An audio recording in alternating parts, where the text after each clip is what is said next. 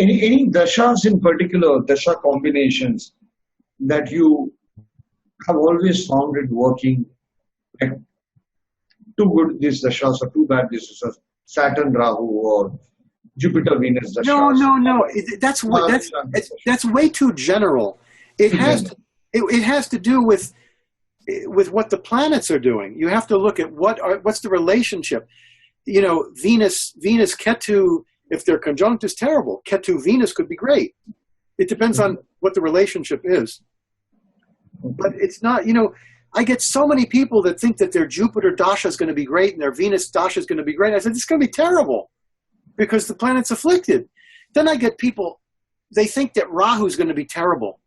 Do you know how powerful Rahu is for actors? They get their Oscars during Rahu Bhuktis and Rahu dashas. Rahu is powerful. They're scared of Rahu. Saturn, if it's well placed, can be very strong. It's very specific. I get so many people scared of Rahu and Ketu, and they think their Jupiter and Venus is going to be wonderful. If Venus and Jupiter are well placed, yes. But otherwise, no. That brings me back to the point of where you say, I try to scratch my wish chart and how difficult it becomes. You try to what? You said before, you once upon a time tried to scratch your most perfect chart, and then you give up on that. Yeah, so it is a big job to draw the perfect horoscope. Yeah, it cannot be done. It's his job. Yeah. It was. I'm trying to think. I think it was Santana who gave me the chart of Ram. He said, see, this is the chart of Rama. It's a perfect chart. They're all everything's exalted, but the Sun and Saturn are opposite. Sun in Aries, Saturn in Libra. The father died early. There is no perfect. Well, James, it's been a great pleasure having you here. And we wish that very soon you'll come back again on our channel. And I met someone when I was in India the second time, he said, but this was a failed prediction. He said, you're going to come back with a baby. And I thought, I'm not bringing a baby to India. I'd be afraid for his health. Because when I went to India, I got dysentery. It was pretty rough. But you know, India, I remember when I left India, I literally got down and kissed the ground. I felt like I was home. India was not an easy place, but I call it Mother India. It's, you know, it's very karmic place. It's a very karmic place. I mean, I look back at my life and I say, how did that happen? I was depressed. My father had died. Nothing was going right. I said, you know, let me go to India. And I mean, even becoming an astrologer, my 8th house ruler is Jupiter. Jupiter's retrograde. Yeah. I don't have to be an astrologer. I came back from India the first time. I was very interested in healing. I have Mercury in the 6th house, and I was interested in macrobiotic healing through diet. I mean, very interested. I had been doing that for several years and astrology for several years. And I said to my best friend, I said, I'm torn between macrobiotics and astrology. What do you think I should do? And he thought for a minute. He said, you better get the astrology out of your system. It never got out of my system. Once I started, that was it. You know? But I guess somewhere in 2006 or 7, I heard that you had left astrology for some time. I took a 5-year break. I was burned out for one thing. I was really tired of doing horoscopes. And it was just, see, when I did my horoscopes, I was also writing. It was it was very mental, very, very mental. And I stopped. I was so tired of mental energy. When I stopped, I did not look at the planets for 2 or 3 years, more than 3 or 4 times. I just didn't look. But you have to understand, I was completely into Advaita at the time. So all my thoughts were at Advaita.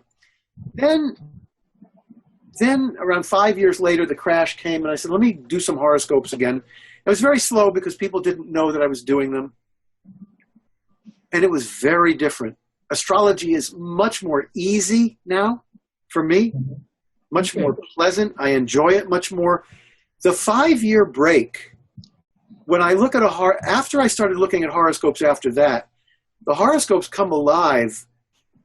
I mean, it's hard to say because they were always coming alive, but they come alive in a different way now than they ever did before. The whole, which is always what I've wanted, the whole picture of the person is what I want. And that happens easily and fairly effortlessly, whereas before there was a lot of effort. There's not much effort now. You look and you've been doing it so long, but that break, I wouldn't trade that break for the world, for what it gives me with astrology. Wow.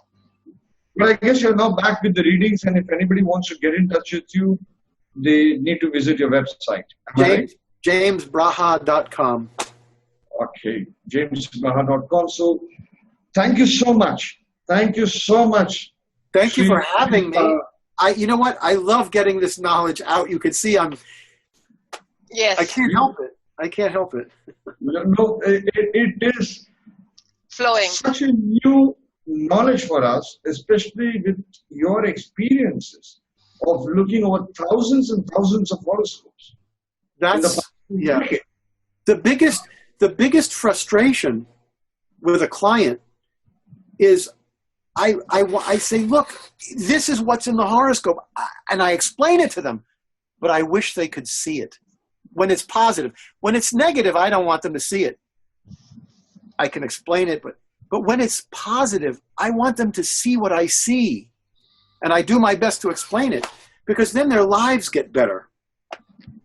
You know? Yeah. But I really feel, on a last note, on an ending note, is it time for another James Braha classic to come out? Another book? Oh, gosh. You know, it's possible, but it's not possible while I still have to earn a living. It's too difficult. Do you know the way that this book came about? The way that I had given up writing books. It's too hard. They don't make enough money, and you still struggle. And it's right. This book came about because I did a Mercury Yagya. Oh. I did a Mercury Yagya one day. Around, I don't know when it was, 98, 2000. I did a yagya, and a thought came to me that I could have a student, teach a student, and transcribe the sessions.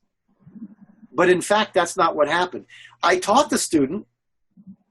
We did the sessions. I paid someone to transcribe the sessions. When I saw what was transcribed, I couldn't leave it alone. I said, oh, let me say this, and let me say that. I wound up writing that book. And that's your best book. That's your best book. It is and many people don't talk about it because I think they don't want their friend astrologer to know about that book. But it is your best book. It is your greatest book. When that book came out, I got emails from people for 3-4 years. They would say, I could do astrology, but I couldn't do it well. I could do it, but not, now I know what I'm doing. I had another friend that was an astrologer. This is really interesting. I had a friend who's a Vedic astrologer, and he said, James, when I get a horoscope that is confusing, or a house or a planet is confusing, he says, I open up the book anywhere. And I read for a couple of pages. I'm not kidding. Well, because it's not giving you the this is how it is and this is how it is. It's giving you the reasoning of how to approach a chart, how to approach, if you understand how to approach Sati Sati, if you understand how to approach retrograde planets, you start to remember how to approach the horoscope with the confusion. So it is possible that a book could be written analyzing lots of horoscopes. That's what I was about. But I would have to have complete freedom. To write that, knowing that there's no money that comes from it. You could go digital. You could go digital. I mean, just go digital. I mean, don't worry about printing. No. The writing of the book. No money comes in. Then you get it out there. No money comes in, and it's a lot of effort. It's tremendous effort. I love teaching. But we'll see. You know what? If it's meant to write. It's God's wish. If it's God's wish, it happens. Look, the astrologer said you were going to write when I was 30. You're going to write some books. Are you sure? Yes. You positive? How many? A few, 5 or 6. There's 6 books there. That was a good prediction. I remember reading that. I think it was that blue color book where you talk about Padya and Santana. That's where that prediction was given, right? Yeah, and you know what? Can we show a picture of Padya here? Yes. Sure, please. Does that? I can't see. Is that it? Yeah. Yeah. And then Santanam. Wait a minute. Santanam. There's Santanam. Yeah. And I'm still in touch with these children. Shrikant. Pardon me. I'm in touch with these children. Santanam's children, Shrikant. Oh, really? Yeah. I had emailed back and forth with what was his name? Srinivas. And I've been in touch with 2 of his children. I do not know how many he has. One is Shrikant and another is Srinivas. I'll tell you something. Srinivas told me this. Mm-hmm. This is, if you're looking for a prediction from Santanam, mm-hmm. They asked Santanam if he would go to the Vedic Astrology Conference in 1990, I don't know, late 90s, early 2000s. And they asked me if I would introduce him. I said, sure. Santanam said he was, interested in coming. Then James Kelleher was in India. And he went to Santanam. He said, listen, we need to know for sure, are you coming? He said, ask me after I visit Benares. I know the whole story. Please go Ask me after I come back from Benares. Because he saw his death. He took his son with him to Benares and never made it back. He died in Srinivas's arms. Yeah. So he did have some ability. The story goes like this. Just a few days before his death, he called up my mentor. My mentor had passed on Bhrighu Nadi to him. My mentor had taken Bhrighu Nadi from my guru C.S. Patel and given it to Santanam. In fact, when Santanam started writing on Chandrakala Nadi, he did not have the first part of it. That was given by C.S. Patel to Santanam via my mentor. Then Santanam wrote him a letter and said, nobody in India ever passes manuscripts on. How come you did it? But anyway, that is one. Before he died, he called up my mentor. He said, I have finished with Bhrighu Nadi and I have decoded the secret of astrology. The final secret of astrology I have decoded. And unfortunately, he died. I can't hear you. Hello? Connection broke. Yeah. So he died after finding the secret? Looks like. Wow. That's a story. Isn't it? Yeah. Yes. Has stopped good. That's it? That is also one story. Yeah. It stopped the recording. Wow. James, I thank you with folded hands for all of the time you've given. Thank you. Yes. Thank you for having me. It was such a pleasure. I have a question. Please. Will this go on YouTube as well? Yes. It will. So how would I find it once it's on there?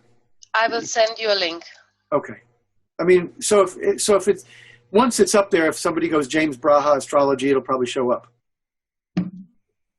Sorry, I lost the connection. I'm back. It cut at a very special point.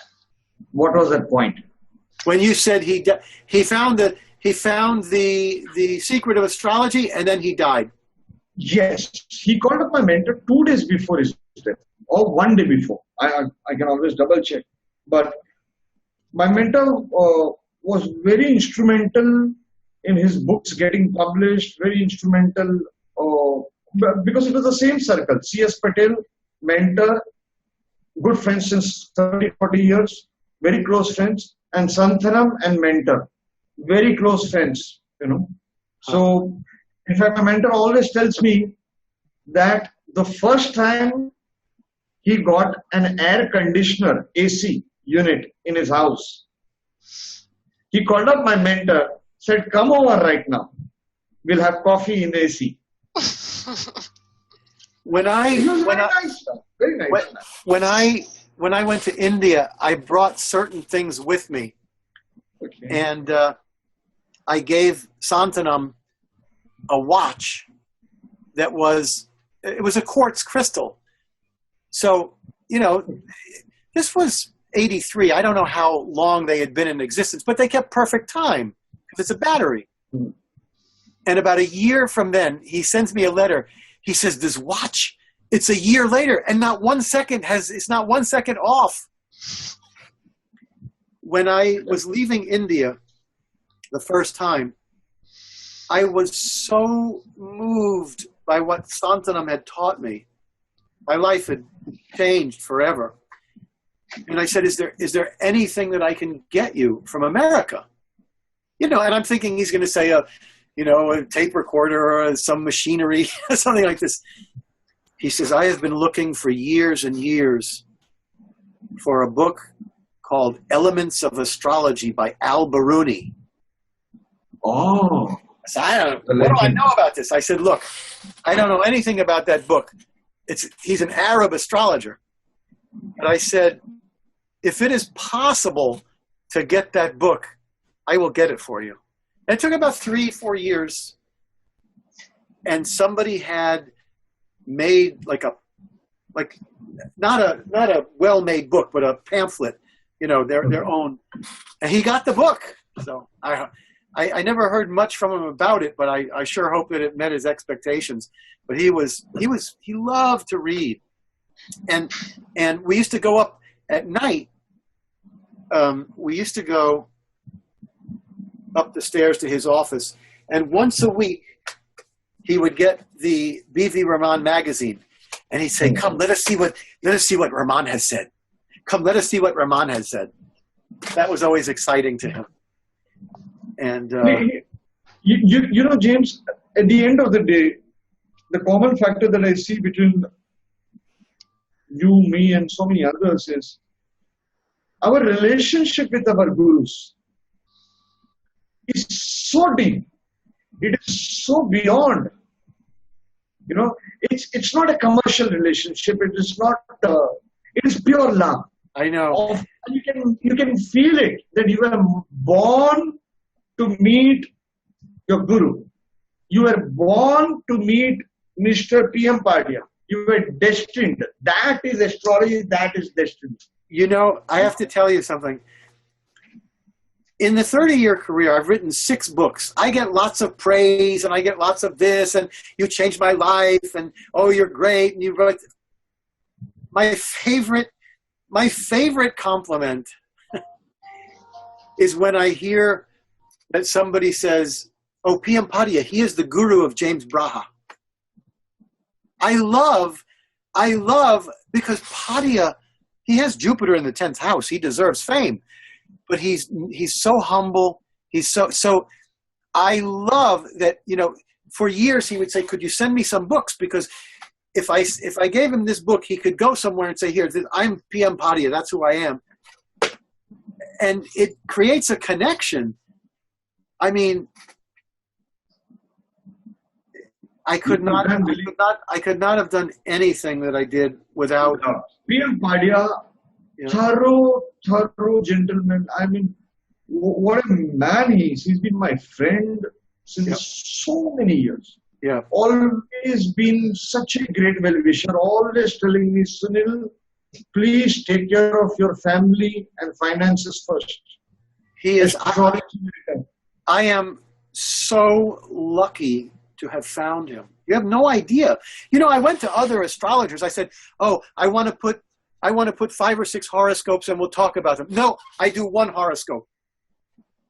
It's like with Paddhati, there was no ego. There was just beautiful, beautiful man.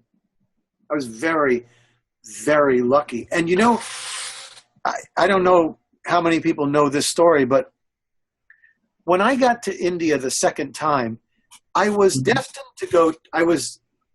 I meant to go to Bombay, to the south of India. I wanted to go to Pondicherry and Bangalore. I wanted to go to the south.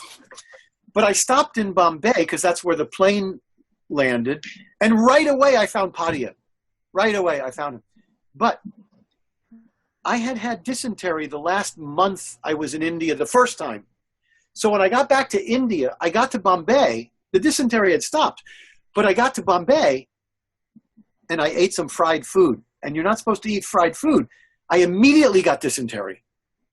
And I studied with him for 6 weeks. I saw doctors. The dysentery got worse and worse and worse. I went from 100, I don't know what I was, but I went from like 135 to 115 pounds. It was too thin. And one night, I was studying day after day after day after day for 6 weeks. And one night, the dysentery was so bad, I didn't get a wink of sleep. And I said, too many people die here from dysentery. I picked up the phone. I said, can you get me out today? I never got to say goodbye to Paddhati. I said, get me out of here. Get me out of here. Because I didn't sleep all. I knew that I could die. I was too thin. I said, get me out of here. And I left a note. Then, of course, I wrote him letters and such. But that was how I left. But I had all I needed. I don't know what would have happened for another few weeks. I don't know. But I asked him to teach me about Nakshatras, and he said that is a whole system of itself. So you might return with your grandchild one day. That's a good thought. Yeah, maybe. Or we will bring Paddhati here, right in our office, for you to see him via video conferencing. I had a dream a couple months ago. I had a dream that I was back in India and I went to find Paddhati. Oh. Wow. Yeah. Anyway, it's been my pleasure. Namaste. Same here. Thank you so much, Balaji. Thank you so much. It's a pleasure. It's an honor. It's an honor. You too.